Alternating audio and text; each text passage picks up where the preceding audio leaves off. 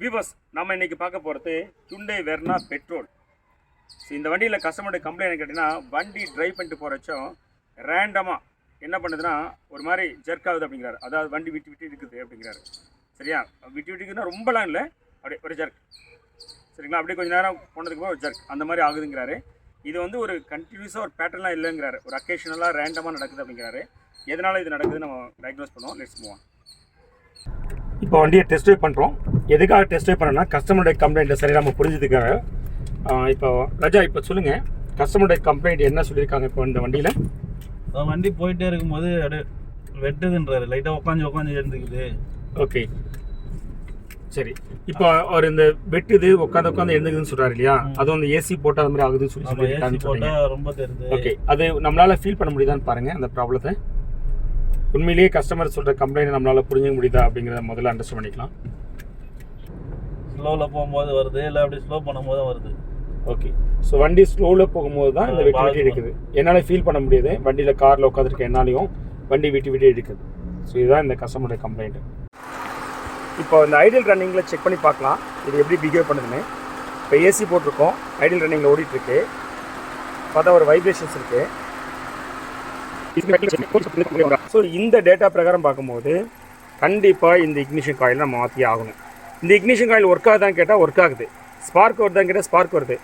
இப்போ நம்ம கண்ணில் வச்சு பார்க்கும்போது இதுலேருந்து தப்பு கண்டுபிடிக்க முடியல. ஆனால் நம்ம இந்த டேட்டா பிரகாரம் வச்சு பார்க்குறச்ச, இந்த வேவ் ஃபார்ம் வச்சு பார்க்குறச்ச இந்த வண்டியை நம்ம கம்ப்ளீட்டாக டயக்னோஸ் பண்ணிட்டோம்.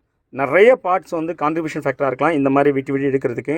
நான் சொன்ன மாதிரி இந்த ECM, த்ராட்டல் பாடி, இக்னிஷன் காயிலு, அதுக்குள்ளே ஸ்பார்க்கு, தென் இன்ஜெக்டர்ஸ், இது பாருங்கள் இன்ஜெக்டர்ஸு, இந்த மாதிரி இந்த லிஸ்ட்டு நம்ம சொல்லிகிட்டே போகலாம். ஒயரிங் சர்க்யூட் இது மாதிரி சொல்லிட்டே போகலாம். அதில் நம்ம கம்ப்ளீட்டாக டயக்னோஸ் பண்ணி பார்த்ததில் ஈவன் வந்து I miss out oxygen sensor problem தான் கூட இந்த பிரச்சனை வரும். சரியா, இவ்வளோ காரணங்கள் இருக்குது. ஒரு வண்டி வந்து விட்டு விட்டு இல்லை வெட்டி வெட்டி இல்லை மிஸ்ஃபயரிங் இந்த மாதிரி ஆகிறதுக்கான இவ்வளோ காரணங்களில் இந்த 4th இக்னிஷன் காயில் ப்ராப்ளம் தான். இதை மாற்றிட்டா கண்டிப்பாக 100% சரியாயிடுமான்னு கேட்டிங்கன்னா அப்படிலாம் நம்மளால் ஒரு ஜட்ஜ்மெண்ட் வந்துட முடியாது. ஏன்னா செகண்ட் காரை வாங்கியிருக்காரு, வாங்கினாலேருந்து இப்படி தான் இருக்குது, வாங்கி ஒரு 2 வாரம் ஆயிருக்கு. சரியா, வாங்கினாலேருந்து இப்படி தான் இருக்குது. ஆனால் இது ப்ராப்ளம், அதில் எந்த டவுட்டும் இல்லை. இதை சால்வ் பண்ணால் 100% சால்வ் ஆகிடுமான்னு தெரியாது, கண்டிப்பாக இம்ப்ரூவ் ஆகும். நம்ம இதை சால்வ் பண்ணாமல் நம்ம அடுத்து எதுவும் பண்ண முடியாது. இதை சால்வ் பண்ணுவோம். இந்த 4th இக்னிஷன் காயில் சேஞ்ச் பண்ணிவிட்டு ப்ராப்ளம் சால்வ் ஆகிடுச்சுன்னா குட், இல்லைன்னா அடுத்தது என்னென்னு பார்த்து ட்ரபிள் ஷூட் பண்ணலாம். வியூவர்ஸ், இது நம்ம புதுசாக வாங்கி வந்துருக்கிற காயில் அசம்பிளி இக்னிஷனு. இப்போ இதை தான் நம்ம ஃபிக்ஸ் பண்ண போகிறோம். இது நம்ம இந்த வண்டியோட பர்ஃபெக்ட் பிராண்டு வாங்கி வந்து போடுறோம். இப்போ நம்ம ஃபிக்ஸ் பண்ணிவிட்டு ப்ராப்ளம் சால்வ் ஆகிடுச்சான்னு செக் பண்ணி பார்த்துலாம் வாங்க. வியூவர்ஸ், இந்த CHENNAI Verna பெட்ரோலு 2007 தானே சார்? 2007. சார் தான் காரோட ஓனரு, அவர் தான் கொண்டு வந்து கொடுத்துருந்தாரு. சார் வண்டியில் என்ன ப்ராப்ளம் அப்படின்னா, வண்டி வந்து பார்த்தீங்கன்னா ஒரு மாதிரி ஆஃப் ஆகிற ஒரு சிம்டம் வந்து போச்சு. வண்டி ஆன்லேயே தான் இருக்கும், ஆன் பண்ணாலும் நான் நார்மலாக வண்டி மூவ் ஆகிறதுக்கு முன்னாடியே வந்து பார்த்தீங்கன்னா அப்படியே ஆஃப் ஆகிற மாதிரியே வரும். ஆனால் ஆஃப் ஆகாது வண்டி. ஆனால் வண்டி ரொம்ப நேரம் இன்ஜின் ஆன்லேயே இருந்துச்சுன்னா ஆஃப் ஆயிரும். அதேமாதிரி வண்டி ரன்னிங்லேயும் சரி, ஃபஸ்ட் கியர்லேருந்து நம்ம 5th கியர் வரைக்கும் போனால் கூட ஸ்க்ரெட்ச்லேருந்து கால் எடுத்துகிட்டு ஒரு 60-70 போனால் கூட அந்த ஆஃப் ஆகிற மாதிரி அந்த சிம்டம் வந்து நடுவில் வந்து போச்சு. ஸோ இதுதான் வண்டியில் மேஜர் இஷ்யூவாக இருந்துச்சு எனக்கு. ஓகே, ஸோ அதுதான் அந்த ப்ராப்ளத்தை வந்து பார்த்தோன்னா இப்போ நான் ஓட்டி பார்க்கும்போது நான் என்ன டிஸ்கிரிப்ஷன் பண்ணுவேன்னா, வண்டி ஓட்டும் போது அப்படியே ஒரு லைட்டாக ஒரு ஜர்க் மாதிரி வரும். அதே கரெக்ட் சார். ஆமாம் சார், அதே தான் வரும். ஜர்க் ஒரு ஆஃப் ஆகிற மாதிரி வந்து அப்படியே போகும் வரும். ஸோ அதுதான் வந்து கம்ப்ளைண்ட்டாக இருந்தது. இப்போ நம்ம கம்ப்ளீட்டாக டயக்னோஸ் பண்ணி ப்ராப்ளத்தை சால்வ் பண்ணிட்டோம். சார்கிட்ட கேட்கலாம், முன்னாடி என்ன கம்ப்ளைண்ட் கொடுத்தாரோ அந்த கம்ப்ளைண்ட்டு கம்ப்ளீட்டாக தீர்ந்துருச்சா அப்படிங்கிறத கேட்போம். சார் சொல்லுங்கள், உங்களுக்கு நீங்கள் கம்ப்ளைண்ட் கொண்டு வந்து கொடுத்தீங்க இல்லையா, அது உங்களுக்கு கம்ப்ளீட்டாக ரிசால்வ் ஆகிடுச்சா? சார் வந்து நான் கம்ப்ளைண்ட் வந்து பார்த்தீங்கன்னா கம்ப்ளீட்டாக ஃபிக்ஸ் பண்ணிட்டாரு அண்ணா வந்து. ஸோ நான் ஃபஸ்ட்டு வந்து வண்டியை பற்றி சொல்கிறதுக்கு முன்னாடி அண்ணனை பற்றி சொல்லணும் அப்படின்னா, அண்ணனை வந்து நான் யூடியூப்பில் தான் பிடிச்சேன். பட் லக்கியாக வந்து பார்த்தீங்கன்னா நான் இருக்கிற ஏரியாவுக்கு ஒரு 5 கிலோமீட்டர்ஸ் பக்கத்தில் இருந்தார். ஸோ அதுலேருந்தே நான் வந்து ஒரு பழைய கார் வாங்கும்போது அவரை கூட்டிகிட்டு போய் நான் வந்து பார்த்தேன்.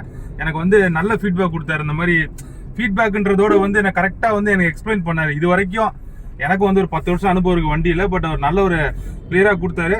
ஸோ நான் அப்புறம் இந்த வண்டியை வாங்கினதுக்கப்புறமும் நான் வந்து அவர்கிட்ட தான் கொடுத்தேன். அவர்கிட்ட கொடுத்தவொன்னே அவர் என்கிட்ட ஒரே ஒரு விஷயம் தான் சொன்னார், சார் நீங்கள் உடனே அவசரப்படுறீங்க, கொஞ்சம் டைம் கொடுங்க, நான் அனலைஸ் பண்ணுன்ட்டு. நான் வந்து ஆல்மோஸ்ட் வந்து ஒரு 10 நாள் டைம் கொடுத்தேன் அவருக்கு. ஆனால் என்னோட இஷ்யூ வந்து பக்காவாக கிளியர் பண்ணிட்டார். இப்போ வந்து பார்த்தீங்கன்னா அந்த சிம்டம் கொஞ்சம் கூட வண்டியில் இல்லை. வண்டியை ஓட்டி பார்த்தவொடனே எனக்கு ரொம்ப ஹாப்பி எனக்கு. ஏன்னா அது ஒரு தடவையும் நான் வண்டியை காசு கொடுத்து நான் எடுத்து ஓட்டும் போது வந்து பார்த்தீங்கன்னா எனக்கு அந்த ஒரு ஃபீல் இருந்துச்சு, என்னடா இது வேறு ஏதோ பெரிய பிரச்சனையாக இருக்கும் போலன்ட்டு. ஆனால் அவர்கிட்ட விட்ட உடனே எனக்கு வந்து கரெக்டாக ஒரு லிஸ்ட் அவுட் பண்ணி கொடுத்தாரு. சார் இந்த பிரச்சனைலாம் இருக்கும் சார், நான் ஒன்று ஒன்றா சால்வ் பண்ணி பார்க்குறேன்ட்டு அதே மாதிரி சால்வ் பண்ணி எனக்கு வந்து வண்டியை பக்காவாக கொடுத்துருக்காரு. ஸோ அதனால் உண்மையிலே இது வந்து ஒரு மெக்கானிக்கலாக ஒரு பிஸ்னஸை தாண்டி வந்து அண்ணன் வந்து ரொம்பவே வந்து எனக்கு வந்து சப்போர்ட்டிவாக காரை பற்றி நிறைய விஷயம் சொல்லி கொடுத்தாரு. நான் ரெக்கமெண்ட் பண்ணுறதுக்கு கூடாஞ்சேரி சர்க்கிள் இல்லை இந்த சர்க்கிளில் யாராக இருந்தாலும் தயவு செய்து உங்களுக்கு ஏதாவது காரில் வாங்கணும் இல்லை காரில் தான் பிரச்சனைனாலும் நீங்கள் வந்து அண்ணனை வந்து நீங்கள் காண்டாக்ட் பண்ணுங்கள். பட் ஆனால் ஒரே ஒரு விஷயம், அவரை நீங்கள் நான் அனலைஸ் பண்ணுறது வண்டி ஓட்டினா கொஞ்சம் பொறுமையாக இருக்கணும். அவசரப்பட்டீங்கன்னா இங்கே ஒர்க் அவுட் ஆகுது. இதுதான் sir. Great sir, thank you sir. Thank you sir, thank you sir. Viewers, நம்ம சேனலை இன்னும் நீங்கள் சப்ஸ்கிரைப் பண்ணாமல் இருந்தால் please subscribe and then bell button அழுத்துங்க. ஸோ தட் நான் போடுற வீடியோ உங்களுக்கு அப்டேட் வரும். Thanks for